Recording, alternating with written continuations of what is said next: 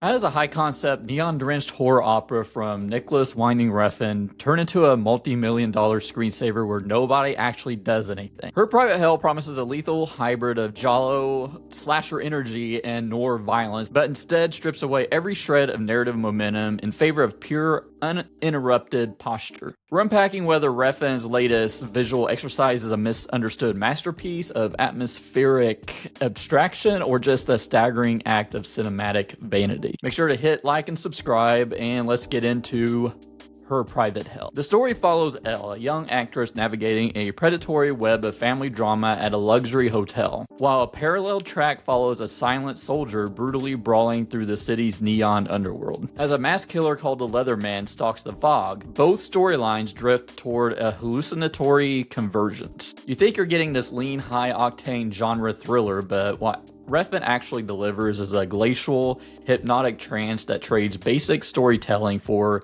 neon lighting and endless moodiness. Now, I think the marketing was a little bit of a bait and switch. I thought we were getting sort of like a art house slasher, but it completely just abandons those mechanics like within the first 20 minutes. They build up the Leatherman, and then you see the Leatherman murder somebody, and then the Leatherman disappears for the entire movie until the very end, and no one else gets murdered until maybe around the beginning of the third act by the Leatherman. I don't know what Refn was really thinking. He has zero interest in building actual tension or suspense or like even coherent sequence of kills or a coherent plot. We follow Elle for the main story at the beginning, and then we get to Private K, which feels like just completely disconnected from like the main narrative thread that we started with. It's like I'm watching a completely different movie with the same lighting and fog. But there are aspects of Private K's story that kind of reminds me of Only God Forgives. I actually like Only God Forgives, and I am a fan of Refn in general. Private K is played by Charles Melton. He's like silently beating up people in fog-filled alleyways. You're expecting like a narrative convergence, but I mean,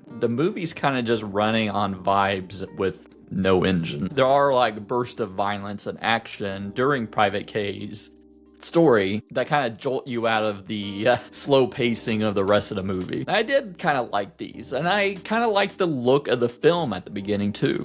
I mean, if anything, Refn has an eye for like cinematography and lighting and the neon bullshit. But after a while, that even becomes really mundane because it's basically like blue and pink lights against fog, and then there's like flashing lights. It's sort of nauseating, actually. It's just very unimpressive the further it goes. And there's like really no characterization of these people that we're watching. There's like an absence of like human logic and the dialogue and the character relationships. They drift into frames like delivering lines with like a flat soap opera cadence. It's not really even soap opera. I would say it's like a stage play because there's a lack of actors in it like that go to this party.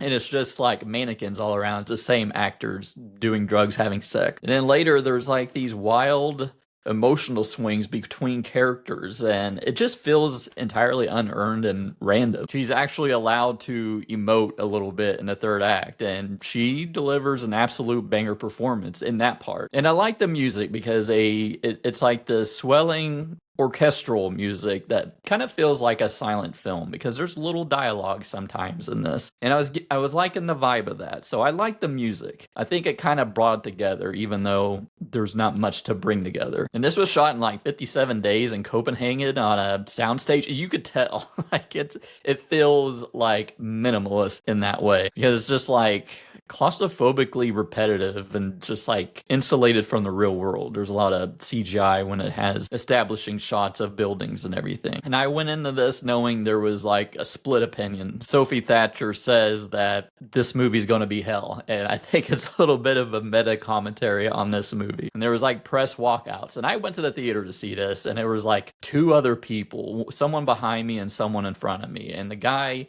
left about like halfway through, and right before the final act the guy in front of me left, so I was the only one in the theater for that last part of it. I can't say it was worth sticking around, but Let's talk about that ending. I kind of want to delve into this to kind of piece together what this might be about, because it is kind of hard to see what Refn is going for here. So if you want to see my spoiler-free final thoughts, skip to the chapter below, but let's go ahead and talk about that ending. I mean, it starts out with the psychosexual tension between Elle and her friend turned stepmother Dominique, played by Havana Rose Liu. It boils over in a brutal, claustrophobic altercation. Elle assaults her and tries to suffocate her with her own underwear. But then the Leatherman crashes the sequence, violently tearing Dominique apart as the ultimate intrusion of external trauma. And the two Asian seamstresses tailoring the cast outfits throughout the film aren't just like background props. They represent the mythical two-tailed foxes, the shape-shifting, morally neutral guides, the kingmakers who govern the cycle of the Leatherman. They mark both the origin and the bookend of the killer's curse. So as a barrier between the timelines dissolve, Elle finally confronts the Leatherman and severs his hands with brutal precision. The diamond-encrusted leather gloves fall to the floor, and unlike a standard slasher, she isn't automatically forced into becoming the next monster. The gloves are presented to her by the two seamstresses. They're supposed to be the two-tailed fox ladies, I guess. They're the beginning and the bookend of the Leatherman. But it leaves it all up into interpretation as it cuts to black, and she, whether she chooses to inherit the curse of systemic power or walk away from the cycle. So there are some competing interpretations to this. By leaving the gloves as a choice rather than immediate possession, the film asks that the victims of industry or paternal abuse are doomed to inherit the armor of their abuser to survive, or if the awareness allows them to break the loop. Now, I guess Refn hinted that Private K isn't real, and he's more like a protective trauma delusion created by Elle, traumatized by her predatory director father, Johnny Thunders. Her mind conjures Private K as the ideal daddy across hell to save his child.